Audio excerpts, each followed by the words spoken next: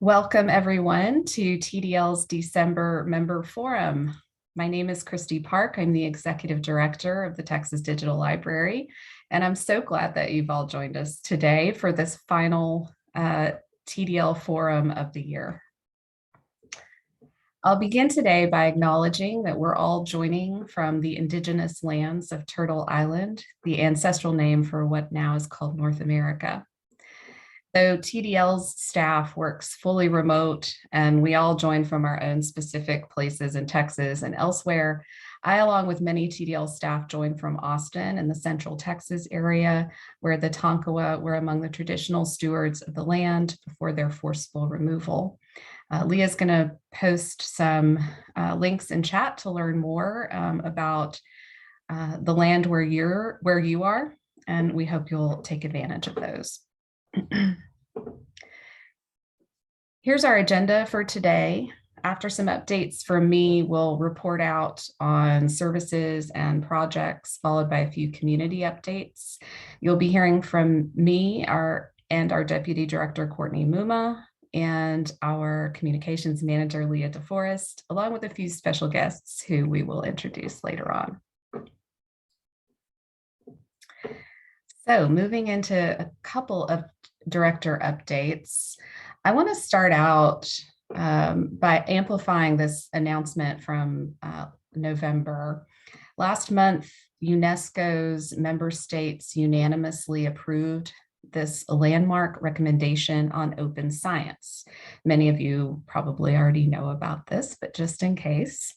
This was adopted after 2 years of extensive community consultation, and it provides the first ever international framework for open science policies and practices. It underscores sharing knowledge as a fundamental human right and articulates a shared set of values, principles, and standards for open science at the international level, and that are firmly rooted in equity, fairness, integrity, collective benefit, diversity, and inclusivity. So the US is not currently a member of UNESCO, not since 2018, but we still expect these recommendations to have a global impact, and we're very pleased to see them. Among the areas of action that the recommendation outlines is the promotion of non-commercial open science infrastructure. And I'll quote a little bit from it. Infrastructures that facilitate ensuring the long-term preservation, stewardship, and community control of research products, including scientific information, data, source code, hardware specs, cooperation among researchers, and the sharing and reuse of research products. So TDL is really proud to be supporting open science in just this area through our institutional and data repositories, digital preservation, and other services.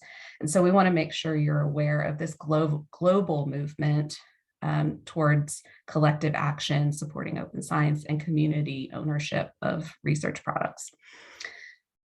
Spark also has resources available for those who would like to learn more about the recommendation, and Leah's going to post some of these in the chat.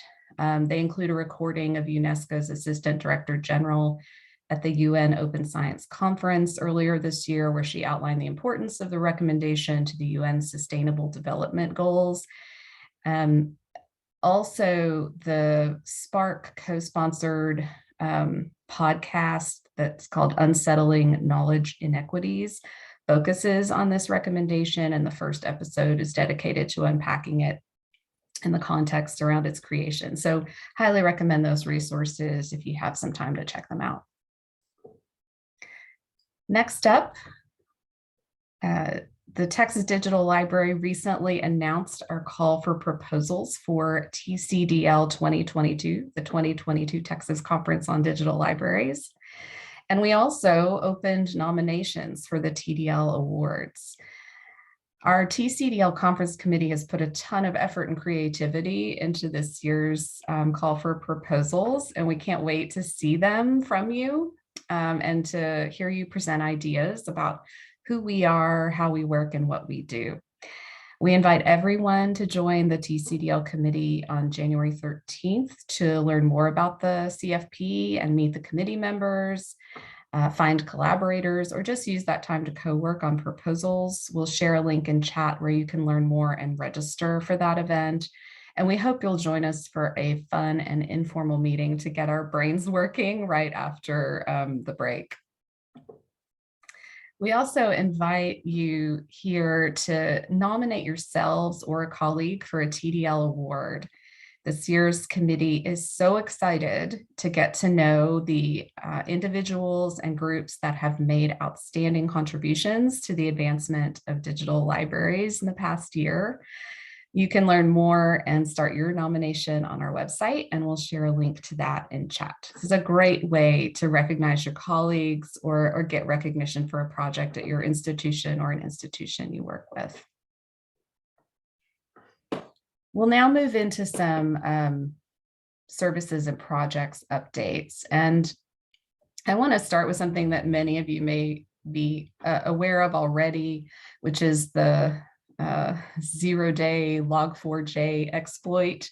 You may be aware a critical security flaw was identified late last week in the log4j logging library, which is a component of many Java-based software applications, and TDL runs several Java-based software applications, including DSpace and Dataverse.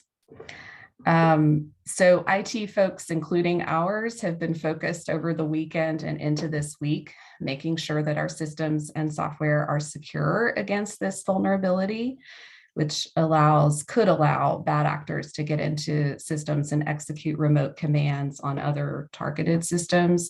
So we're really grateful to our partners in the open source communities like Dataverse and DSpace, who were quick to alert us to steps we needed to take, to our Chronopolis partners at UC San Diego and the Texas Advanced Computing Center, who have been working with us on this. And I'm especially grateful to our team here, Clark Kim, Nick Woodward, Nick Lawland, and Frank Smutniak, for their really hard work over the past few days to review our systems and software and to take the actions necessary to keep your repositories and other software secure and safe. And so we're continuing to work on this and monitor to make sure that that continues to be the case. But I just wanted to let you know that's been a big focus of the IT group's work over the past several days. Moving on to some more service-specific things, starting with our repository hosting. We had planned some work here at the end of the year for maintenance on our DSpace repositories and a small improvement to usage statistics and the way they appear in our repositories. That work we've had to push to the start of 2022 because of some unexpected things that came up, like the log4 shell, and like some urgent work related to emails in our OJS hosting that we discussed at last month's forum. So that work is going to happen. It's just going to happen a few weeks later, starting right after the break. Secondly, I want to say a thank you to James Creel and Charity Stokes from A&M for their Open Refine tutorial at our November DSpace user group meeting. They demonstrated the use of Open Refine for a couple of specific tasks, like merging columns to eliminate extra language tags and normalizing author names through the clustering tools in Open Refine. It was a wonderful demo, very useful. And we appreciate them sharing their expertise with our community there. We will not have a DSpace user group meeting in December, but the next one is on January 25th. So we hope you'll join us when we get back in the new year. I don't have any major work to report on our journal hosting service, but I do want to note that our next meeting of the OJS user group will be January 6th, right after we get back from the winter break. And we'll be meeting under new leadership as Alexa Height vacates the chair position after leading that group as its inaugural chair and just doing a wonderful job. Susan Elkins and Justin White will take up the gavel as co-chairs in 2022, and we've identified projects for the group related to collective policy development around the journal hosting service. So if you haven't been involved with the group before, but you're at an institution that's using TDL's journal hosting service, now is a really great time to get re-engaged, and we hope you'll join us in January as we get started on those projects. I think that's it for me. I'm going to hand it over to Courtney to continue with their service updates. Howdy, everybody. So I only have an update on digital preservation today, but it's an exciting one. As some of you might know, TDL recently closed a survey we launched among members and friends to help us share resources, strategies, and experiences that will strengthen our commitment to digital preservation even more. We wanted to learn about the various local tools, workflows, and policies that you have in place so that we can shape the digital preservation training and guidance we offer in the coming years. I'll be sharing the full results soon via a blog post, but for now, here's a little teaser on the slide. First of all, it's great to see so many of you identifying as intermediate and expert. That means we have a wealth of shareable knowledge here in the state. And for those of you who are beginners and curious, please reach out to join our digital preservation, imaging, and web archiving groups and listservs so we can support each other. Better yet, also add digital preservation services to your membership package to get consulting and preservation storage infrastructure support. I plan to use the information the respondents provided to plan for webinars, co-working, and learning opportunities over the next few years. But if you want to get started even sooner, inventory your digital materials. This is foundational to working towards digital preservation maturity. And as you can see here, more than half of our respondents haven't yet. So for help, there's a handy template that I made available on the TDL website. Leah will share that link. And again, thank you for those of you who participated. And I really look forward to creating new inroads to successful digital preservation programs for TDL members. Next up, Leah has some updates for us on OER and some exciting student projects. Thanks, Courtney, and good morning, everyone. This is Leah DeForest. I use she, her pronouns, and I'm the communications manager with Texas Digital Library. First, some quick OER updates. So I just want to put a call out to our members. Many of you are starting to build or grow your open educational resources initiatives, and TDL would really love to help.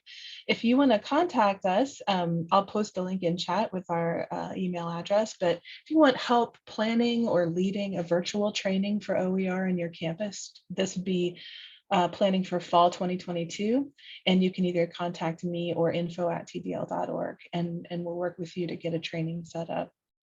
Another OER update, for those of you who have registered for our recurring OER at TDL meetings, again, we're working on getting a regular schedule in place and hope to have something scheduled for early in February 2022. So thanks for your patience and bear with us as we work on that schedule. Also, huge thank you to many of you who are members who volunteered to serve on Open Texas committees. Christy and I serve with that steering committee, and we were so thrilled to see so many of our members sign up. So if you did sign up, please be on the lookout for an email coming from me regarding our first meeting, and we're going to be convening in late January, looking for a date, I believe today, to get started on those committee meetings. And then there was one last late addition, and I'll drop a link into this too, but an email came through my inbox this morning that I really wanted to share out.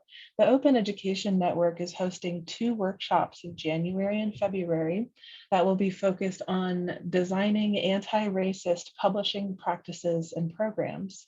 And these workshops are free and open to anyone, so please share broadly with your campus contacts. And again, I'll drop a link into chat. But before I do that, I'm so excited to introduce some students. For the second year running, Texas Digital Library has partnered with a digital libraries course at the University of Texas at Austin's School of Information. That course is taught by our good friend Melanie Cofield, who is head of asset management at UT Libraries.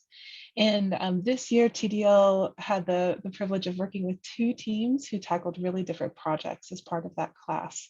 And so I'm really thrilled to introduce you to master's candidates Dorian, Sarah, Ali, Chloe, and Misha from UT Austin's iSchool. And Dorian, I'll mute myself and hand things off to you. All right, hi everyone. My name is Dorian McIntosh. I use he, they pronouns, and I, together with Sarah Barenhorst, worked on a environmental impact assessment for the Texas Digital Library's digital preservation service. And so part of this project, our goals were to determine the current level of environmental impact of the digital preservation service, and also find some ways that TDL and TDL members could help kind of reduce the environmental harm being caused by this service. And so next slide, please. This is just some general data usage that we were able to get from Courtney about the usage of the digital preservation service. As you can see, although fewer members were using Amazon Web Services, that did take up the bulk of storage on this service. And going over what our results have been so far, we're currently in the process of finalizing this report, but we focused on Chronopolis and Amazon Web Services, and we found that they both have made significant progress towards green energy, however, not as much progress as one would expect. For example, only one of the 4 Chronopolis nodes plans to be powered 100% by clean energy by 2025, which is the UC San Diego Center. Another one of note is the Texas Advanced Computing Center at UT Austin. And when just trying to look for information for UT Austin, for example, we found that there weren't any really concrete goals for getting towards clean energy, but there have been a lot of initiatives towards encouraging renewable resources on the campus. And for Amazon Web Services, they have nodes around the country, with the largest being in Virginia, and they aren't all equally using renewable resources. TDL's data is replicated in the East Coast data centers, and moving towards the West Coast data centers would double cost, but the West Coast ones we found to be more environmentally friendly. So we're currently looking for recommendations to assist with that. And we are currently continuing to finalize the report and refine our recommendations for how to help improve the environmental impact of TDL's digital preservation services.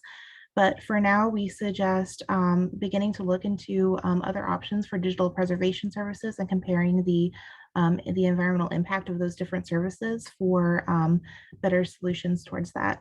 I don't know if Dorian has anything else to add.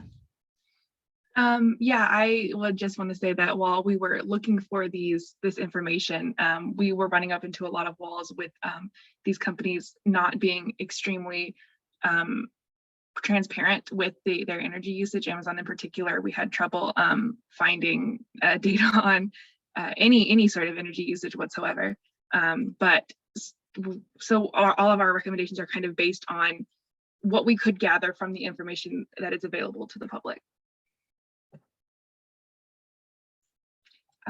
And with that, I think we're going to hand it off to Chloe. Hi, everyone. My name is Chloe Santiago. My pronouns are she, her, and I worked with Ali Gunnels and Misha Coleman on a project called What is Digital Librarianship? And we chose this project because it would give us the chance to learn more about what the day-to-day work of digital librarianship is and share it with other people who are interested in it, and because it gave us a chance to practice more like hard skills, I guess, like writing metadata and uploading content into a repository. And Ali and Misha will tell you a little bit more about the details of our project. Yeah, so I'm Ali. I use she, her pronouns. So our primary goal, which you can see here, was to create that interview series like Chloe mentioned. And we focused on professionals that are working with TDL affiliated institutions. And then our secondary goal was to highlight members of the BIPOC community and other marginalized communities who are working at these institutions. So we can go to the next slide. And the next slide gives a little breakdown of the 7 amazing folks that we were able to interview for this project. So we each tried to do at least 2 interviews. Misha ended up doing 3. So we had, just a really amazing time interviewing these candidates about what they love about digital libraries, what their day-to-day looks like, and then we edited those videos, created transcripts and caption files, and those interviews and accompanying files are now available in the TDLD space, which is really exciting. So I'll pass it over to Misha now to give everyone a little taste of what the interviews were like.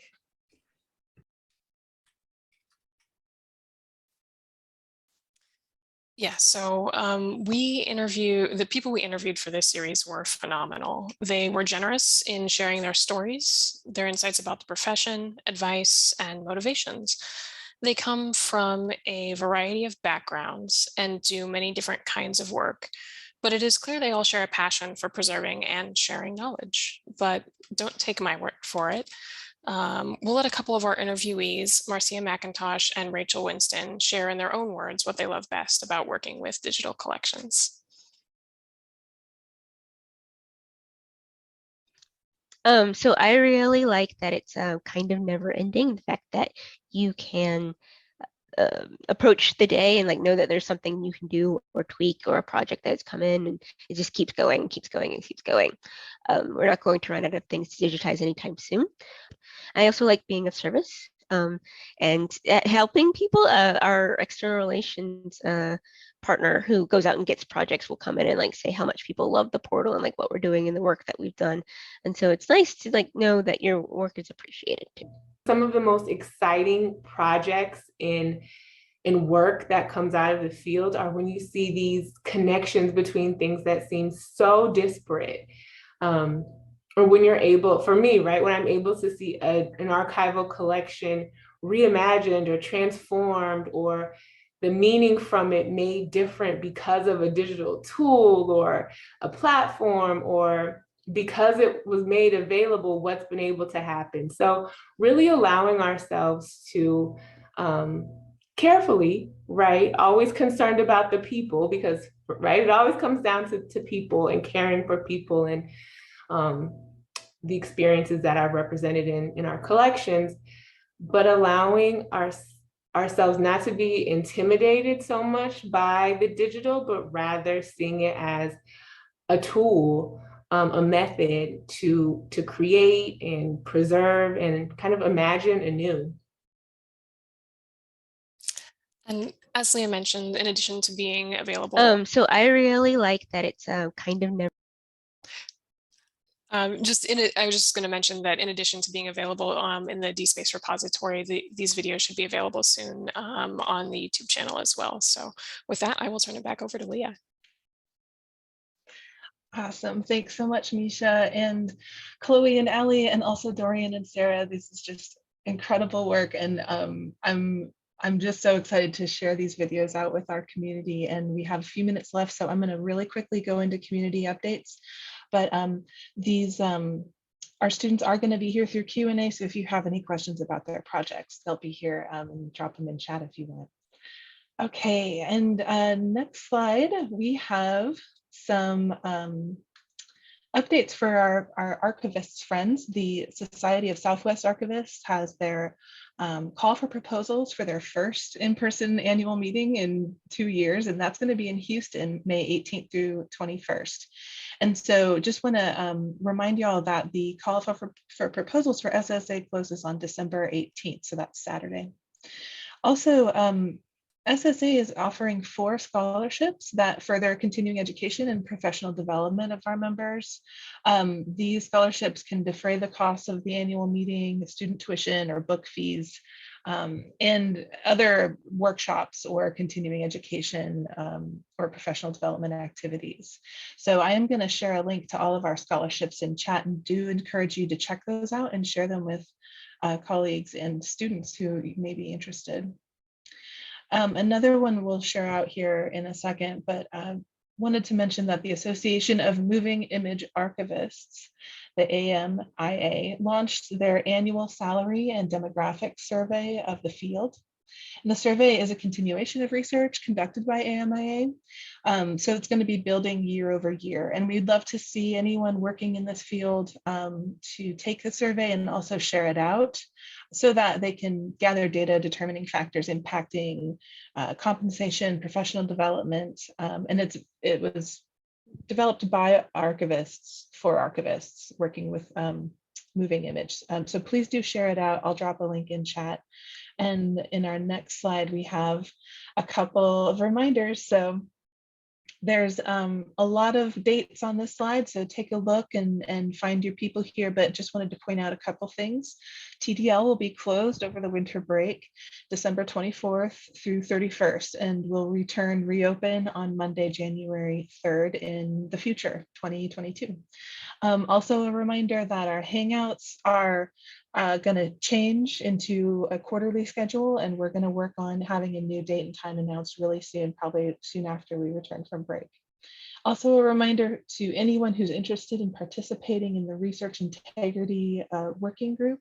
If you missed the last meeting but want to try your hand developing a learning module with this team, let me know or contact us at info@TDL and we'll get you caught up. So again, I've got some links to paste in chat, but I'm going to hand things back to Christy so we can wrap up. Awesome. Thanks, Leah. And thank you, Dorian, Chloe, Misha, Sarah. Did I catch everybody for being with us today? Those are fantastic projects. And as Elliot said in the chat, just so important that the work that y'all worked on. So thanks for sharing that information with us. We do have just a minute or two left in the hour. If there are any questions, you can put those in chat or unmute your mic and ask if you'd like to.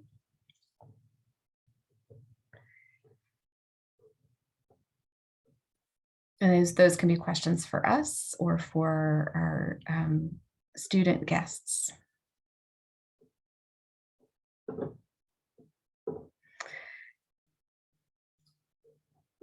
I'm not seeing any typing. Aha. Was the Open Refine demo recorded?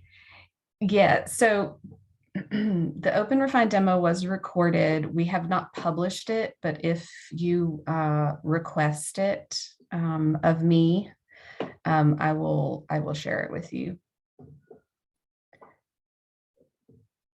So it isn't publicly available, but I can share it out if anybody needs it.